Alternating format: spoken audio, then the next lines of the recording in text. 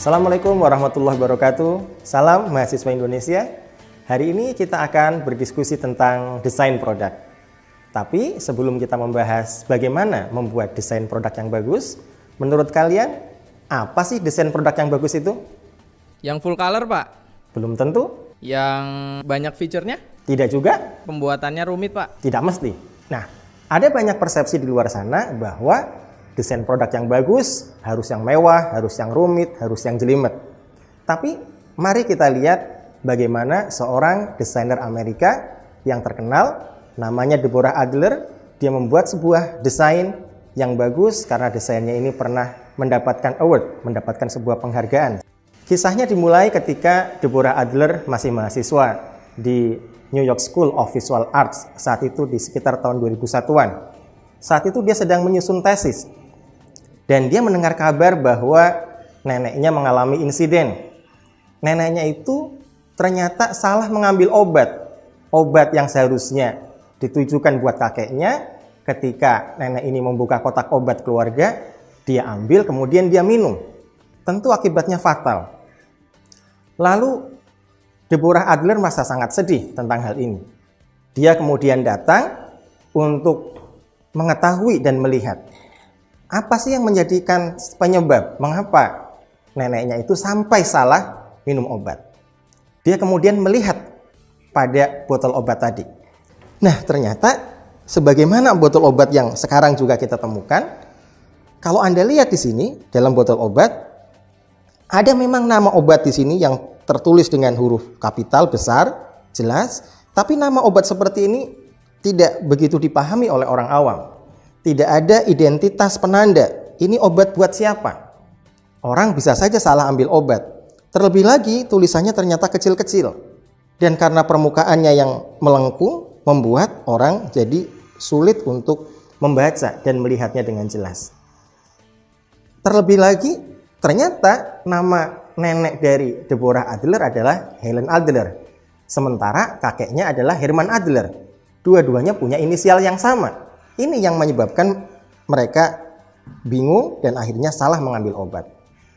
Ternyata menurut penelitian, ada sekitar 60% orang yang pernah salah mengambil obat disebabkan karena salah identifikasi. Ketika itu, Deborah Adler berpikir, bagaimana caranya untuk bisa menyelesaikan masalah tadi.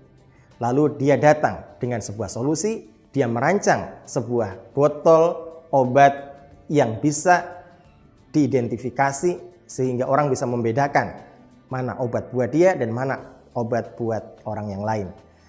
Inilah desain yang kemudian dihasilkan oleh Deborah Adler. Kita lihat ada beberapa ciri yang mencolok. Pertama, Deborah Adler menggunakan ring yang terbuat dari karet dan berwarna-warni yang dipasang di leher botol. Tujuannya apa? Untuk mengidentifikasi kepunyaan atau kepemilikan dari si botol tadi. Orang bisa memilih warna ring yang disukainya. Dan ini sangat mudah, bisa dilepas, bisa dipasang, tapi merekat dengan cukup kuat di leher botol tadi. Yang kedua, dia kemudian membuat botol tadi datar, sehingga tulisannya bisa terbaca dengan jelas di situ. Yang ketiga, dia kemudian menyisipkan kartu informasi pasien di dalam botol tadi. Bisa disisipkan, kenapa? Karena permukaannya yang datar tadi. Kita juga bisa melihat dengan jelas informasi tentang nama pasien, nama obatnya, kemudian juga instruksi yang diberikan kepada pasien apakah harus minum 3 kali sehari ataukah 2 kali sehari di situ. Batasan waktu atau expired date dari obat juga bisa tertera di situ. Dan yang terakhir, kita lihat ternyata dia mendesain tutup botolnya di bawah. Kalau tutup botolnya kita taruh di atas, maka tulisannya menjadi terbalik. Mengapa desain ini dibuat? Karena ini adalah satu-satunya cara bagi Deborah Adler untuk memastikan ketika obat itu dituangkan ke tangan atau ke sendok, maka posisinya adalah posisi yang terbalik. Ini adalah botol konvensional. Kalau kemudian botol ini dituangkan ke sendok, maka kita lihat tulisannya menjadi terbalik di sini. Dan itu sangat menyulitkan bagi orang untuk membacanya. Sehingga Deborah Adler kemudian membuat tulisannya berada di sini dalam posisi botol, tutup botol yang ada di bawah, dan tulisannya dibuat datar di sini. Dengan cara seperti ini, maka Deborah Adler dapat memecahkan masalah masyarakat yang saat itu mengalami kesulitan dalam mengidentifikasi obat miliknya. Oleh karena itu, berpikirlah untuk memberikan solusi atas masalah pelanggan. Sehingga desain produk yang bagus adalah desain yang dapat memecahkan masalah pelanggannya. Jangan sekedar berpikir untuk memproduksi barang atau jasa semata, namun berpikirlah untuk menawarkan gagasan atau ide yang menjadi solusi bagi masalah masyarakat. Setelah kita memahami kriteria desain produk yang bagus, langkah berikutnya kita perlu memahami strategi produk, yaitu bagaimana caranya bisa memenangkan hati pelanggan. Strategi produk ini sangat penting. Kenapa? Karena dia akan menghubungkan keputusan produk dengan investasi, dengan pangsa pasar, maupun dengan siklus hidup produknya. Apa yang membuat pelanggan memilih produk Anda? Itulah yang menjadi strategi produk yang akan kita kerjakan. Pada umumnya, ada 3 keunggulan bersaing yang bisa diandalkan agar pelanggan memilih produk kita. Yang pertama adalah quality atau diferensiasi, yang kedua adalah cost leadership atau kepemimpinan dalam biaya, dan yang ketiga adalah fast delivery. Kalau kemudian kita bisa meramu ketiga-tiganya dalam satu produk, maka keunggulan bersaing kita menjadi semakin kuat. Tapi pada umumnya jarang ada sebuah produk yang memiliki ketiganya secara sekaligus.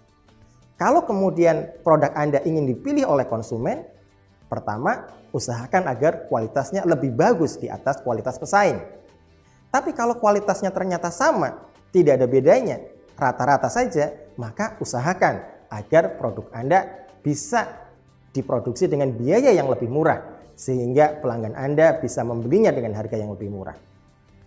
Atau kalau harganya juga sama, kualitasnya sama, maka usahakan agar pengirimannya bisa lebih cepat kepada pelanggan. Dengan cara itu, maka pelanggan bisa memilih produk kita. Ada satu ilustrasi yang menarik untuk kasus ini. Misalnya tentang rumah makan tradisional yang ada di Indonesia. Anda semua mungkin tahu, ada warteg atau warung Tegal, ada rumah makan Padang, dan ada rumah makan Sunda.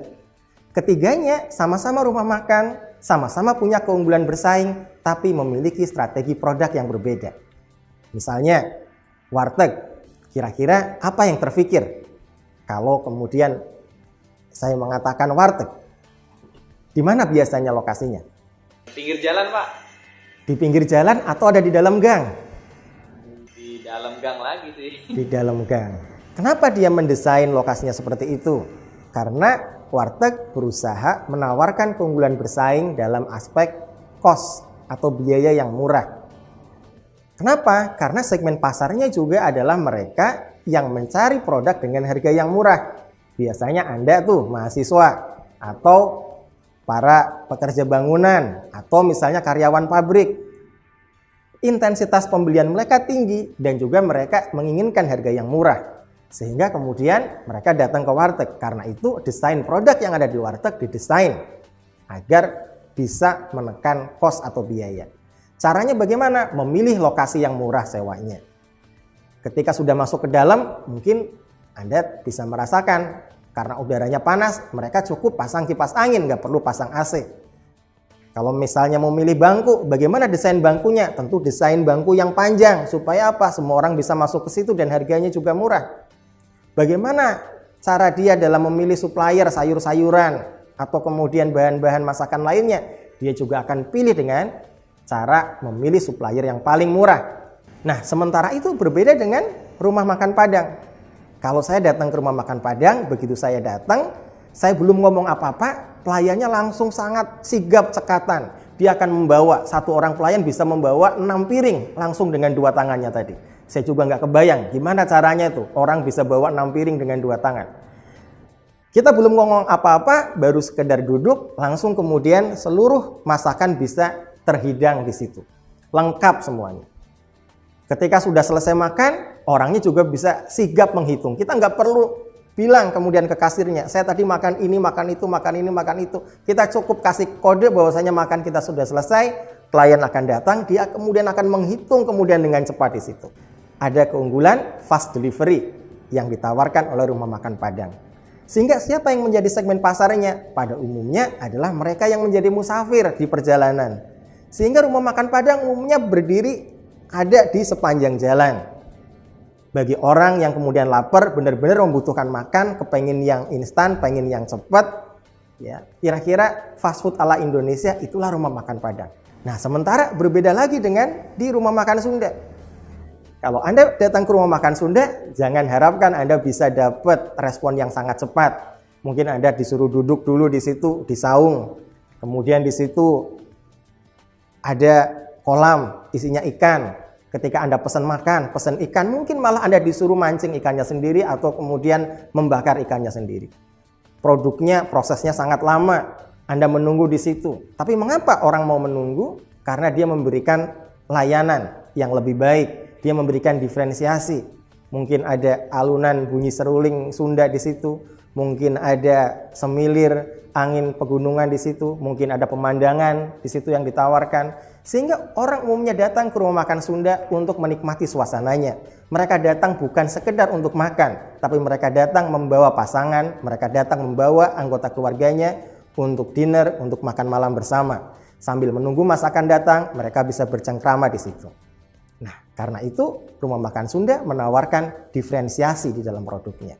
Sama-sama rumah makan, sama-sama menawarkan makanan, tapi ketiganya memiliki strategi produk yang berbeda. Dari sini kita bisa belajar, kalau kita kemudian mau memenangkan hati pelanggan, maka selain kita memahami desain produk apa yang bagus, yang kedua adalah kita harus tahu apa yang menjadi sumber keunggulan bersaing kita. Begitu kita tahu apakah pada diferensiasinya, apakah pada cost leadership-nya, ataukah pada fast delivery-nya. Setelah itu kita desain seluruh rangkaiannya, mulai dari pemilihan lokasi, pemilihan supplier, bentuk barang, transportasi, distribusi, dan semua aspek yang terkandung di dalamnya disesuaikan dengan keunggulan bersaing tadi. Langkah berikutnya adalah menerjemahkan kebutuhan pelanggan ke dalam produk. Dan ini adalah sebuah tantangan. Mengapa? Karena dalam sebuah perusahaan ada tim dari berbagai disiplin ilmu, ada tim dari berbagai fungsi yang terlibat. Sehingga komunikasi menjadi sangat penting. Karena itu, kerja tim yang multifungsi, lintas bidang menjadi sangat penting di dalam sebuah riset produk untuk bisa menawarkan produk yang benar-benar dibutuhkan pelanggan dan bisa memecahkan masalah mereka.